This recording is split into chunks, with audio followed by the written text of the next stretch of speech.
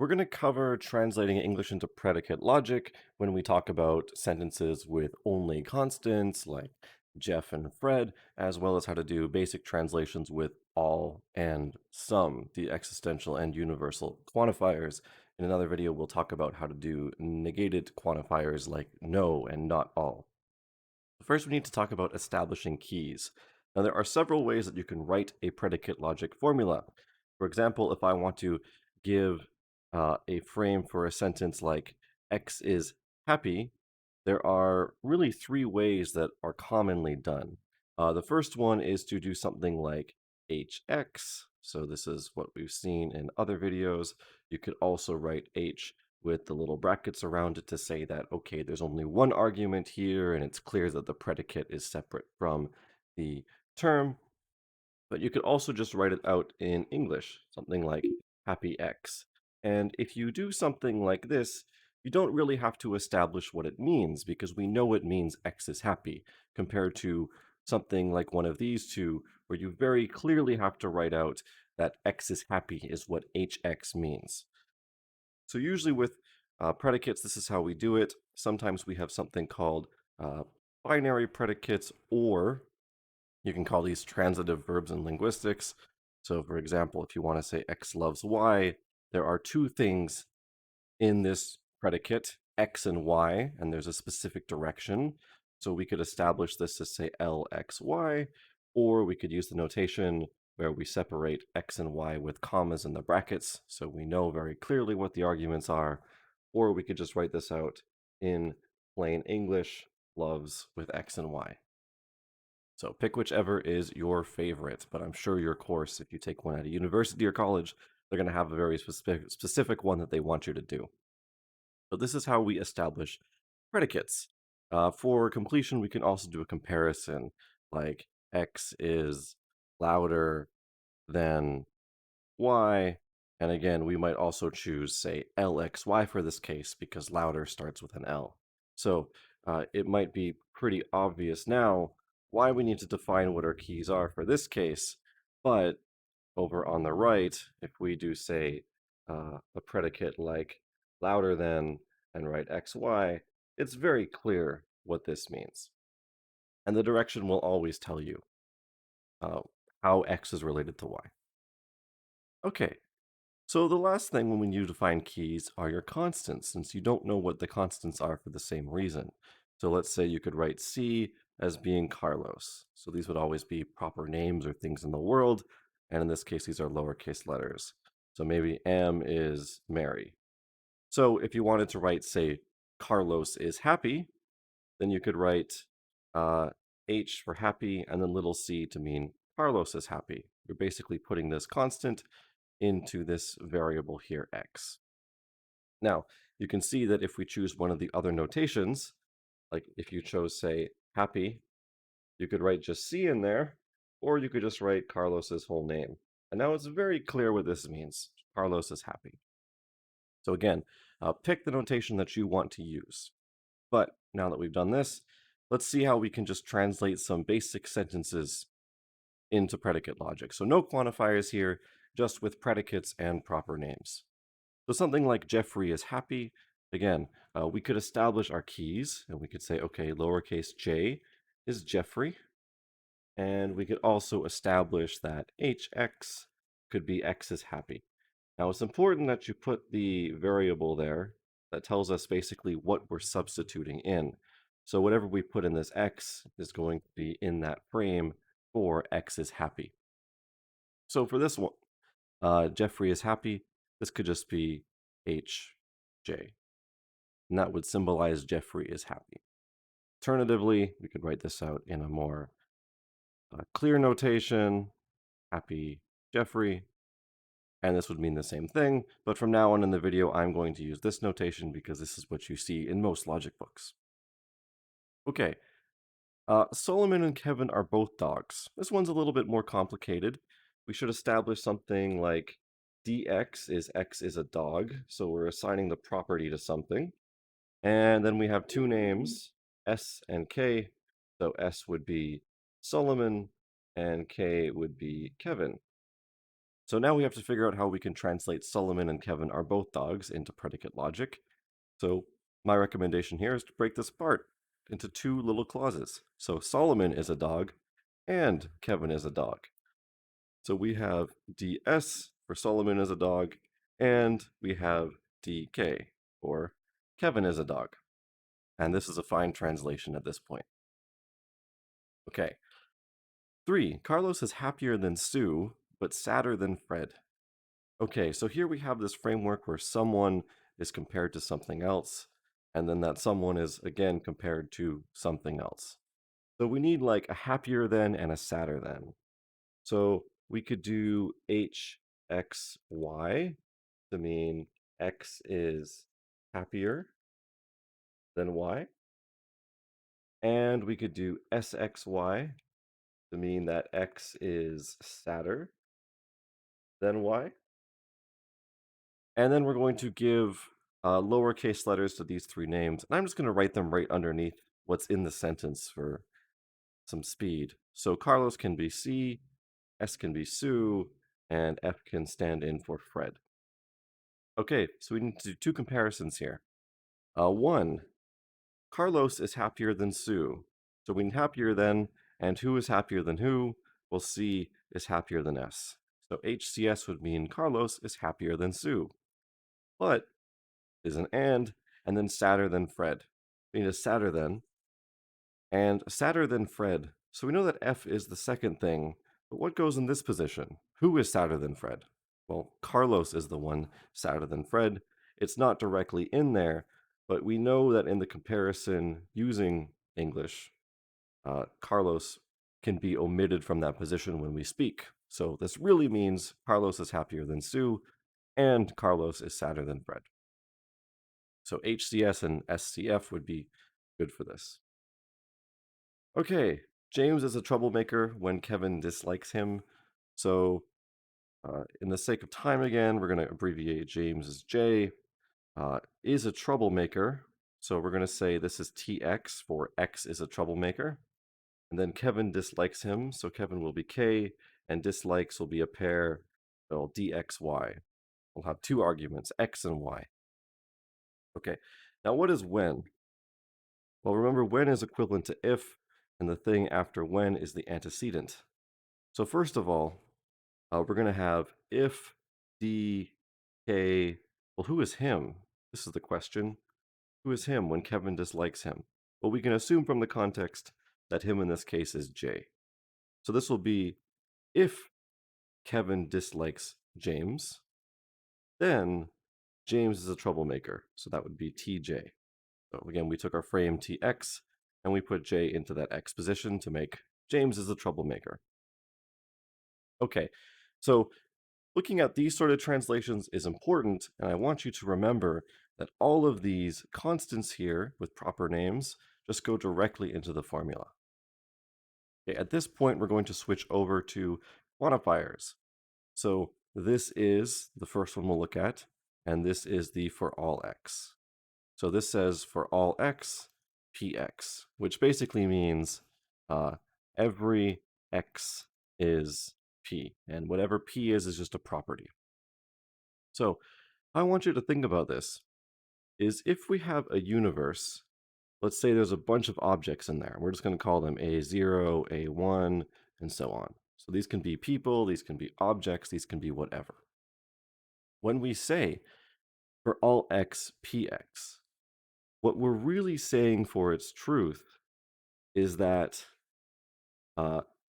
P with A0 in it is true, and P with A1 in it is true, and P with A2 in it is true, and so on. So this universal quantifier is running through everything in the universe and assigning it that property, if we say for all x, px. So let's think about this in terms of English translation. So if we want to say something like every dog is happy, and you can see here I'm using full predicates so that way I don't have to define keys and we can really think about the content. For every dog is happy, should we be saying for all x, dog x, and happy x? Or we should be saying for all x, dog x, then happy x? Well, we have to think about this first one. What is this first one actually saying? This is saying in English, well, if we take the predicate logic and translate it into an English equivalent, we'll simplify this further into natural English. We could say for every x, x is a dog, and x is happy. But what is this saying about everything in the universe? Is this talking about only dogs, or is this assigning the property of dog and happiness to literally everything out there? It's assigning it to literally everything in our universe.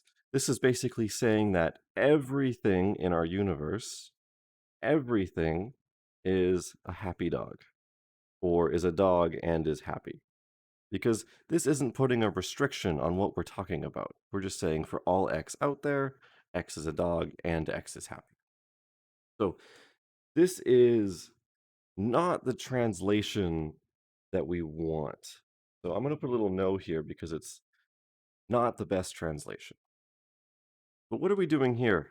For all x, so we can say for every x, if x is a dog, then x is happy. So I want to think about sets for just a second here. Let's say we have a bunch of dogs. If we say every dog is happy, what we're really saying is that all of these dogs should be in the set of things that are happy. So what this translation says is, okay, if we have something in this set dog, then of course it's also going to be in the set of things that are happy. So this is a much better translation of every dog is happy.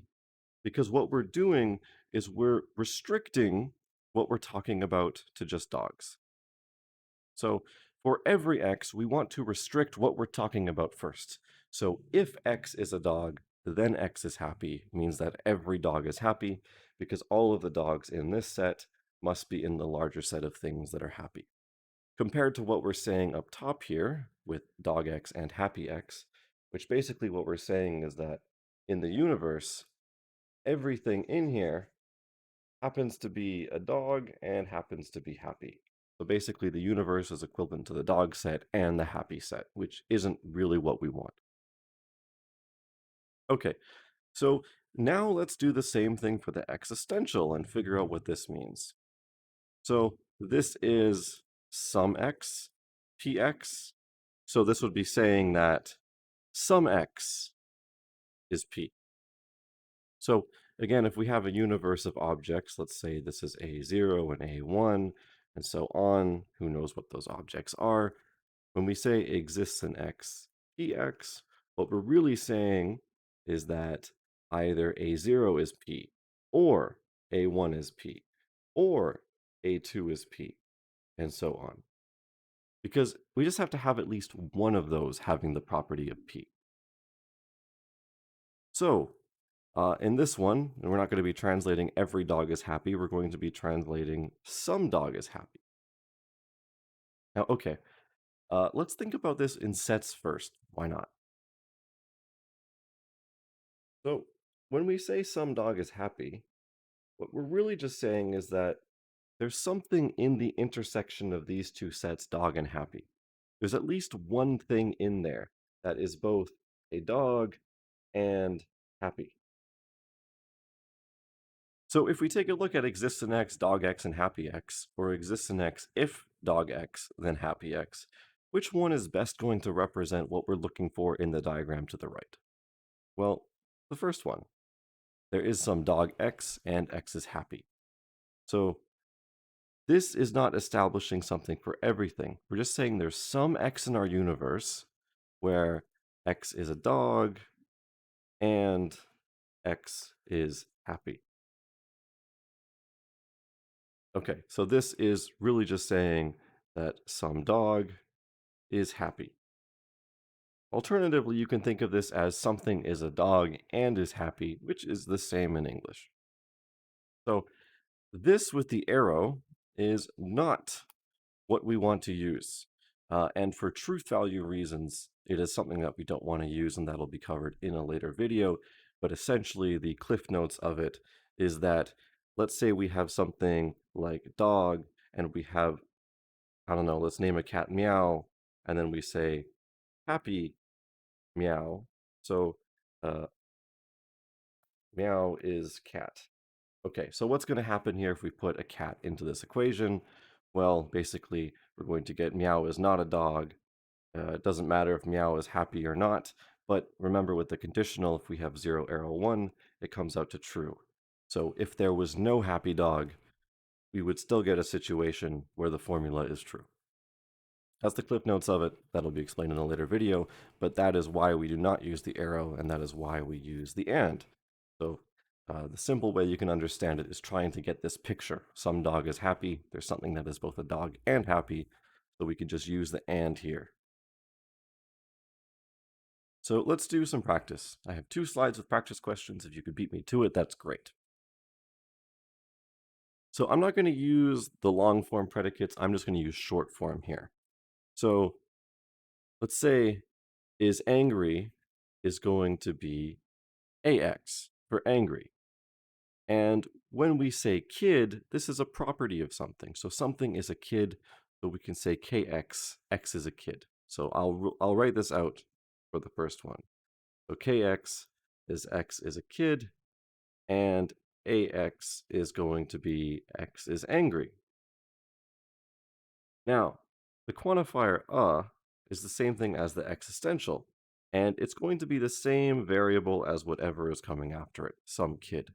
So we can say there exists an x such that x is a kid, kx, and x is angry.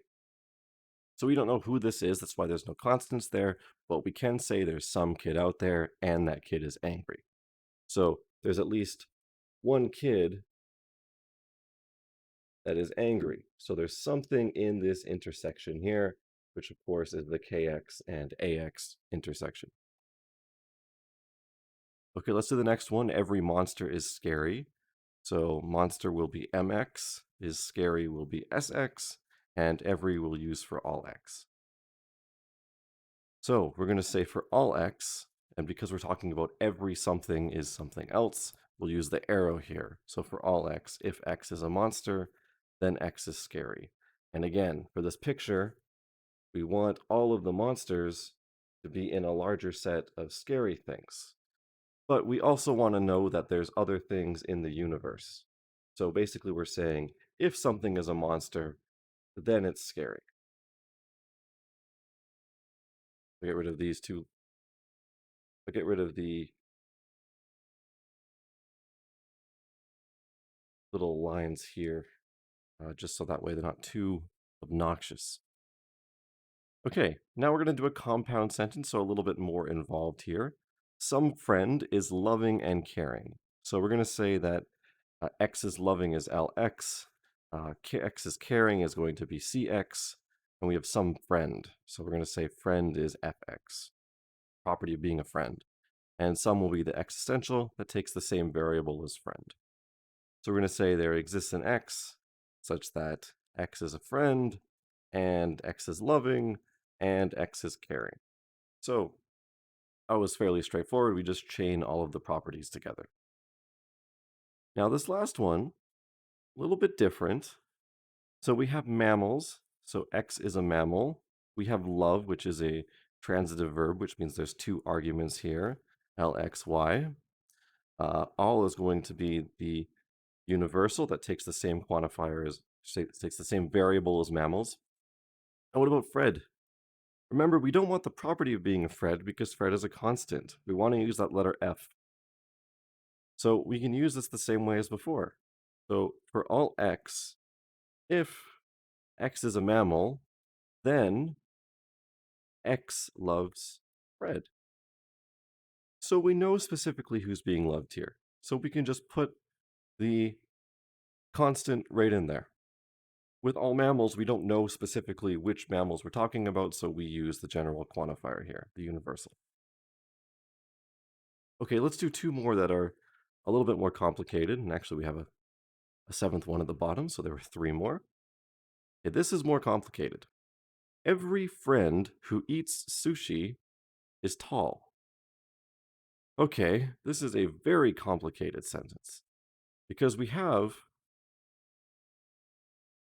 someone eating sushi, a friend who's eating sushi. So this is fx, and all is going to take that quantifier. Um, who eats sushi. So here's eats. X is going to eat Y, whatever X and Y are. That's a frame. Sushi is going to be sushi X, but there's also another quantifier attached to it. There's like this hidden for all. You can say who eats all sushi, okay? Not just some sushi. This is just a standard whenever we see a noun on its own. Typically, we think that implies for all. But we already have an X being used. So actually what I'm going to do is I'm going to pick Y here for sushi, just so I know it's different. And then is tall. So that could be TX for X is tall. Okay, so this is a little bit difficult. So let's say for all X, if X is a friend, and, okay, so why are we doing an and here? We need to say every friend who eats sushi. So this is sort of a unit. This is what we're limiting in our diagram here. So this is the set of all tall people, and these are friends who eat sushi. So I need to say that if someone is in this set, then they're going to be in the tall set. So for all x, if x is a friend, and let's just introduce something for who eats sushi. So we have to talk about the sushi. We have to say for all y, if y is sushi, then x eats y. So we know who x is. X is the friend, y is the sushi. So this is how we're figuring out who x and y are, because we've established them before. So if you have a friend who eats all of the sushi, then that friend is tall. Okay, so then we can just say x is tall in that case. So this one is a little bit more complicated because we have to essentially modify the friend that we're talking about. We're saying that we have a friend, so this is the friend part, and this part inside is basically who eats sushi. So we're saying there's sushi out there, and that friend X eats sushi, and then we give him the property of saying that friend is tall. So a little bit more complicated, but this is how you deal with words like every friend who does blank or everything that does blank. We just put them together with the and in the little restriction here. So if everything on the left, then on the right, in order to get this beautiful picture that we have. Okay, 6 is going to be a little bit simpler comparatively. So we'll say some kid. So X is a kid. We're going to use the existential with that. Made fun of someone else. So we can say X made fun of Y with MXY. Fred is going to be lowercase f. And 8, okay, we can do AXY for X8Y. And then for some teacher, well, teacher will be T, and some will be the existential, but they're going to be different variables in this case. So we're going to use Y for teacher because we're using X for kid. Okay, so some kid made fun of Fred and ate some teacher. So there is some X such that X is a kid, and X made fun of Fred. So we can put Fred directly into who was being made fun of in the Y position. And we want to say that kid ate some teacher. So, and there was some Y, such that Y is a teacher. So now what we're doing is we're establishing the fact that there is some teacher out there and X8Y. So AXY, because X is the student, Y is the teacher, and we know that the student ate the teacher. So a little bit more straightforward. Again, we're introducing something else in here with the exists a Y, but we need it to say some teacher. Finally, all dogs chase all kittens. So we have all dogs, so we're going to use all and then dx here. For all kittens, let's use for all, and let's do ky here. Let's use y for kittens, and then chase is going to be cxy. Now, why I'm putting this exercise in here is to show you that sometimes, if the formula is very simple, we can just do for all x, all y out front. So for all x, for all y, if x is a dog and y is a kitten, then x chases y. So that would be a fine translation. Alternatively, we can stick with what we've been doing so far, something that's familiar for us, and we could just do it piece by piece. We could say, okay, for all x, if x is a dog, then for all y, if y is a kitten, I should be using k for this, then we're going to have that x chases y, because x is the dog and y is the cat, as we've established here. Okay, so this is it for translating English sentences into predicate logic. The basic edition without quantifiers like no and not all. If you have any questions, I'm sure someone below will be able to comment, or maybe I will. So see you in the next video.